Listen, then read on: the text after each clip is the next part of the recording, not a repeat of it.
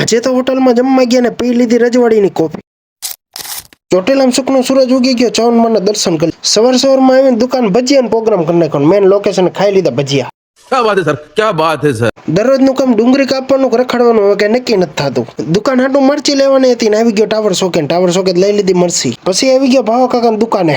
કપડા નતા લેવાના આમ તો હોય. રાજસ્થાન થી કામ કરવા ગુજરાતમાં પણ બૈરાર વાત કરવા જોઈએ. પછી ઘર આમે આવી ગયા ઓગાભાઈ. આ ઓગાભાઈ ના લગ્ન હવે 12મા મહિનામાં કોઈ ભૂલતું નહીં આવવાનું. હવે આવ્યું હાસું કામ. હવે ડુંગળી ફોલવા માંડી કાયમ કા. થોડીક ડુંગળી ફોઈ લીધા સેન્ડવિચ પૂરી થઈ ગયા. સેન્ડવિચ ભરી નાખી કાયમ કા.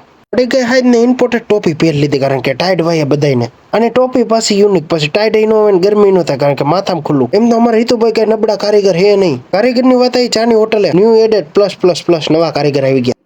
इस कारीगर को हम 5 लाख नहीं 50 लाख देंगे.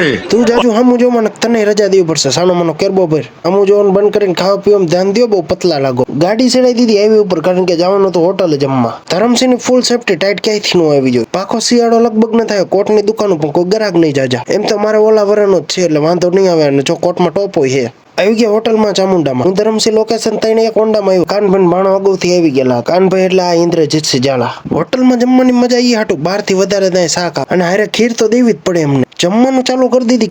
કેટલું હાલે જોવી હજી. જેને જે ભાવતા હોય રોટલા ખાય. મકાઈ જુવાર બાજરો અને ઘઉંની રોટલી હતી. કામ તો આવી રીતે જ કરવું પડે. ગ્લાસ કેટલા બધા ઉપાડેલા જુઓ. આઈનો વકરેલો રોટલો ખાધા પછી મારું રિએક્શન કઈક આવું જ હતું. ખાવાનો થાય ને બધા બાકાજી બોલાય. ઘટે તો જિંદગી ઘટે બાકી ખાવામાં કઈ ઘટે. રાતે હોટલેથી રિટર્ન થતા આદિત્યભાઈ મળી ગયા. પછી હું આદિ હિતુ અને લોકેશન ચારે નીકળી ગયા ચા પીવા. રજવાડીમાં આવી ગયા. કોફીનો ઓર્ડર દઈ દીધો કારણ કે આપણે ચા પીતા નથી. મારી કોફી પૂરી થાય એને પેલા બધા ફોલો કરી નાખો કાયમ કા.